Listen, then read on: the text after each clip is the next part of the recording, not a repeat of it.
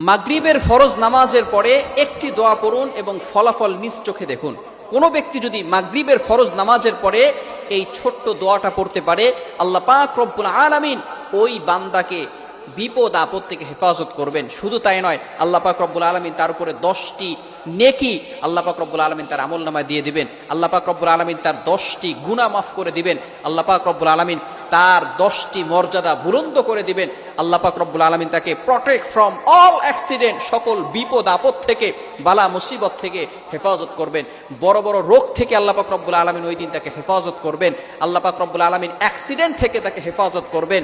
আপনাকে যদি ঘরের ভিতরে আগুন লেগে যায়, আগুন লাগা থেকে আল্লাহ পাক রব্বুল আলামিন আপনাকে হেফাজত করবেন, যদি খালি আপনি একটি আমল করতে পারেন। শুধু তাই নয়, আল্লাহ রাসূল সাল্লাল্লাহু আলাইহি ওয়াসাল্লাম বলে দিয়েছেন, সারা রাত ধরে ওই বান্দার জন্য ফেরেশতারা আল্লাহ তাআলার কাছে দোয়া করতে থাকবে। শুধু তাই নয়, 4 জন গোলাম আজাদ